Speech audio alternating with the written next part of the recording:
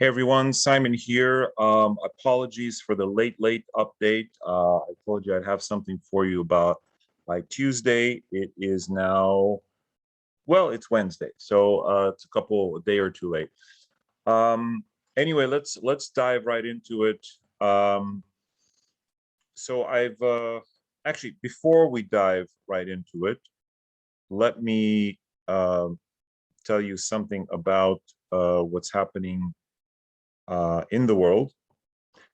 I just made this video on compatibility and such, but I also announced a bunch of classes and incentives for joining the Jyotish Kumbh Mela. We get $50 off. The Sedona Vedic Astrology Conference, which is now on Zoom as well as live. So you guys can join and watch from your kitchen or your bedroom. And those discounts are about to go away in a couple of days as well. And I do talk about how to get a discount on Cosmic Insight. So check out the video. It's long overdue, and I spent some time making this for the good people on YouTube who are not privy to our private conversations. So that's one, and it contains info on all of these events. So I'm not going to go into more of that here. So now let's dive right in. And so here's what's happening with Ethereum. Basically, right now in the sky, I don't know if you guys can see it here, but I'll point it out. Saturn in the sky is at about 13 degrees here, Capricorn, and which means he's about to exactly oppose natal Ethereum sun. And you're already seeing the effects of it. And I mentioned last week that it's the end of October. Well, it's now, right? We're in it right now. And it's going to get worse, probably before it gets better. In fact, let's take a look at how many days, how long it will take for Saturn to move off. So let me just do a quick thing here, go real time. Saturn is at 13. So if we go week by week, so it'll actually technically already be gone by November 3rd, but we want it to be gone, let's say by mid-November. Technically, it won't actually be off a degree. It'll be a degree away. Let's see, by November 20th. All right.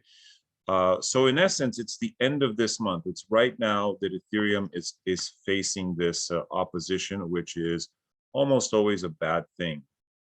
So that's one bad thing. Now, one good thing we do see on the horizon is that Ethereum is about to go into its Moon-Jupiter period. Moon-Jupiter should overall be more positive because it's the ruler of the ascendant.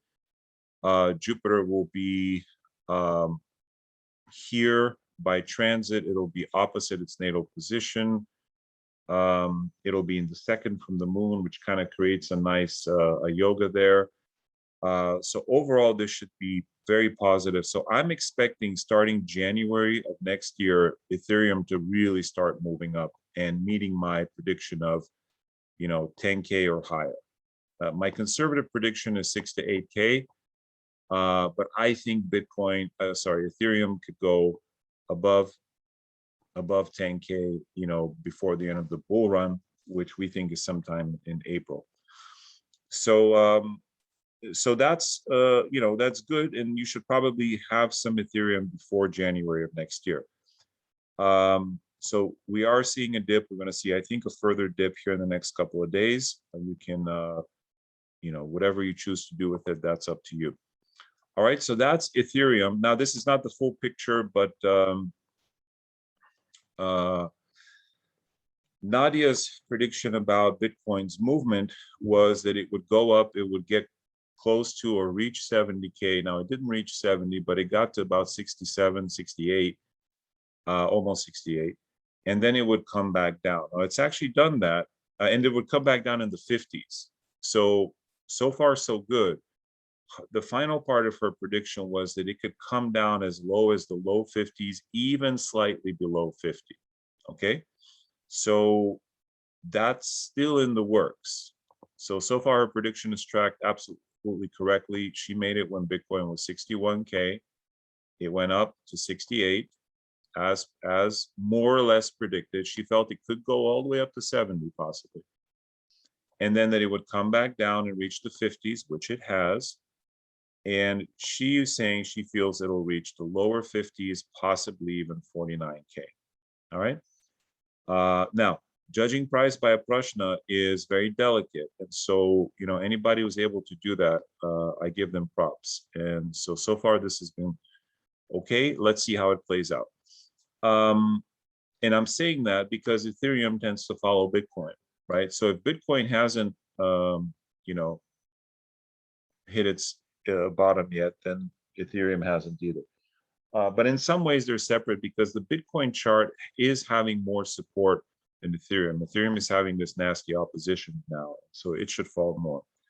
But again, don't rely on just one Prashna because as we've seen before, Prashnas do have expiration dates. So maybe technically this prediction has already come true. It went up, got close to 70 and came back down to the 50s. So technically we could say that prediction, may be over, but I still think there's some downside. End of November looks hairy for Bitcoin. So let's see what happens. So that's Ethereum. Next, what the hell is happening with Shiba Inu? Well, we talked about this at some point, and I'm not talking about the chart. You've heard me go on about how this is truly the most spectacular chart I've ever seen for a project, better than Bitcoin's, way better than Bitcoin's chart. If you want a chart, if you want to build a project, you want to emulate Shiba Inu's chart. And now Bitcoin has a lot more to offer than Shiba Inu, right? It's the original crypto. It has a blockchain. It has yada, yada. It's the granddaddy. And so it's done very well. Shiba has practically nothing, but it's done incredibly well. But that's not what I'm talking about.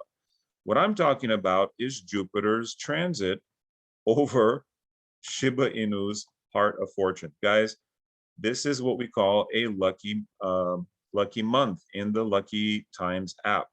If you get a lucky month, take advantage of it because it's Jupiter either transiting your Heart of Fortune or your Yogi Point. Okay. So that's muy bueno. And you can see it's happening to SHIB. How do I know this? Look at Jupiter's position. It's probably too small for you to see on the screen. It says 2820.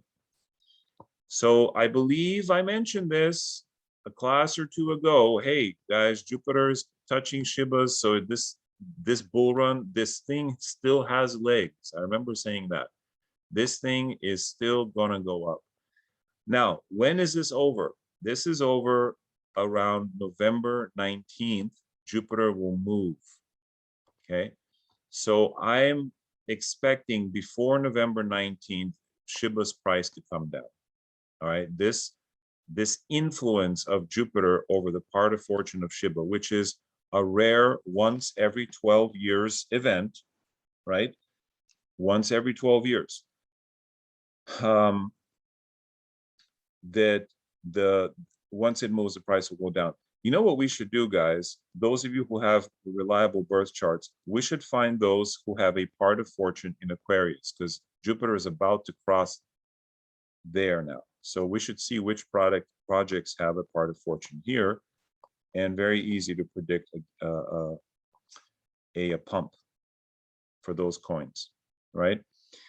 So that's Shiba Inu. So you've been given a date, you've been forewarned, take your profits before that. All right. And there could be, yeah, well before that, I would say, at least a few days before that. All right. That's Shiba. What else?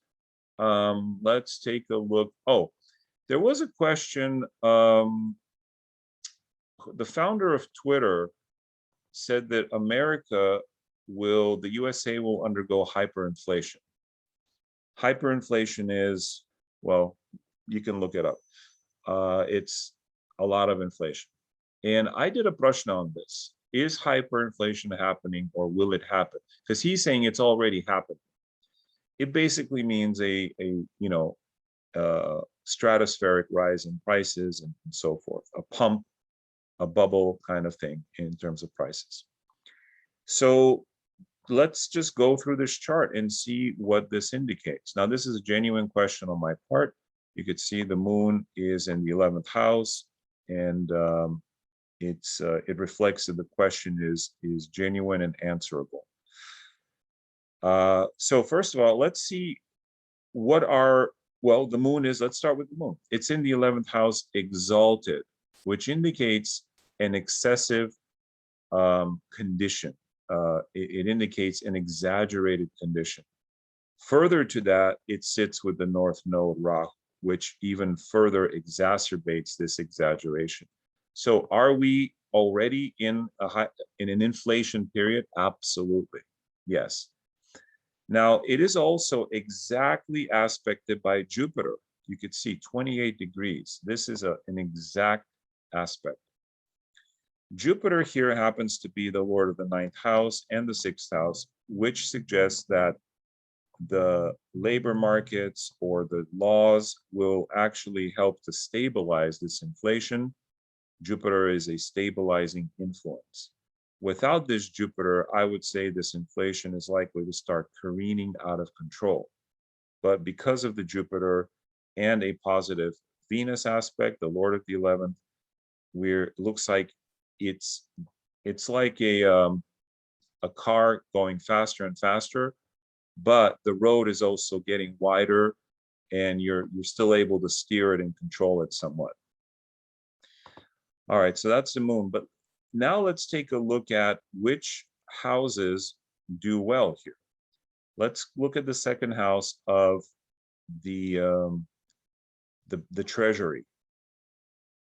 The second house, the ruler of the second is debilitated, which means we're running out of actual treasury, things to back our assets. That could be anything from gold to silver to, precious metals, tangible things. We're running out of money in a way. And so that's driving a kind of inflation. You can see that the lord of the second house is debilitated. By the way, let me pull up the South Indian as well. I apologize. The lord of the second house, here's the Lagna, sun, debilitated. The lord of the third house, however, is in its own house, exalted, and it's aspected by Jupiter. This is highly desirable. So things like roads, bridges, communication, 5G, 10G, 20G, whatever it is, the Internet of Things, all of that will be very quickly implemented. And these things are going to do very well over the next 6 to 12 months, at least. You see, the third house. So that's very positive. The third house is the house of roads, communication via any means, meaning telephone systems, your helium network. This should be very good for the helium network, which rules the Internet of Things. So if you have helium miners, I think your token is about to go up in value. It's worth $20 now. We could see it in the 80s, 90s before, within a year or so. So this bodes well for anything having to do with communications.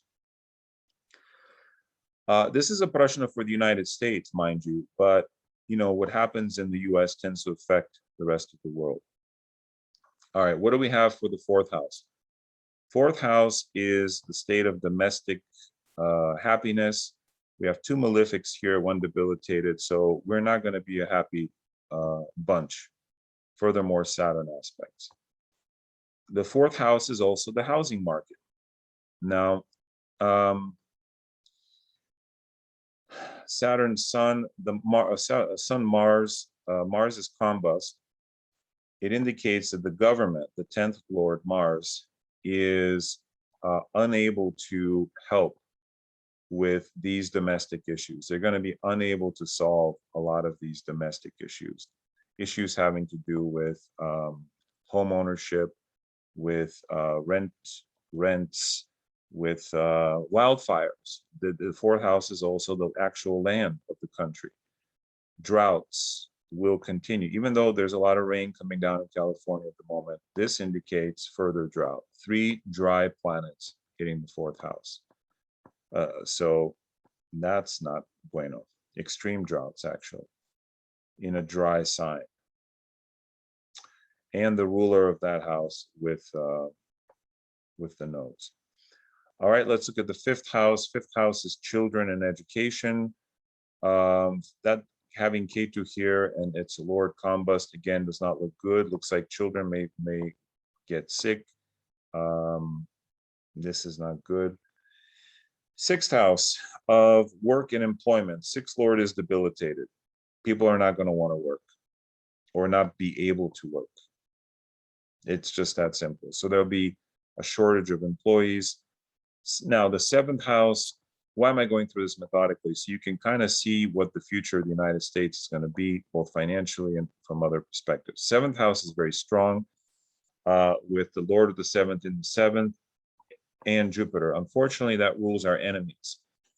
It rules our enemies, but also our partners. So the United States is going to forge alliances. They're going to come in and have some good partnerships that will help stabilize the inflation, but the enemies are going to rise as well. And it's probably China and the East and so forth. They're getting very, very strong. Eighth house, ninth house, 10th house, 11th house. So we kind of went through it. So basically the answer to the question is yes, hyperinflation or some form of it is happening, but it will be stabilized. So it won't feel like it's happening, even though it is happening. So it won't feel like it for most people. And probably that's good. You know, we don't want everyone freaking out. Again, we just got through COVID and yada, yada.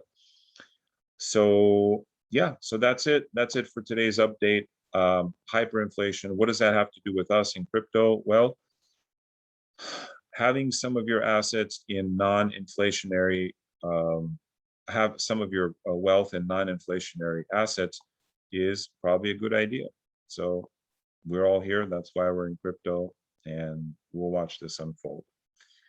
All right, thank you guys. Sorry for the late update, and we'll see you on Friday. I've got a lot to talk about on Friday about these pre-sales and these businesses that are allowing us to get in on the ground floor. We'll have more on that, and we'll see you then. Namaste.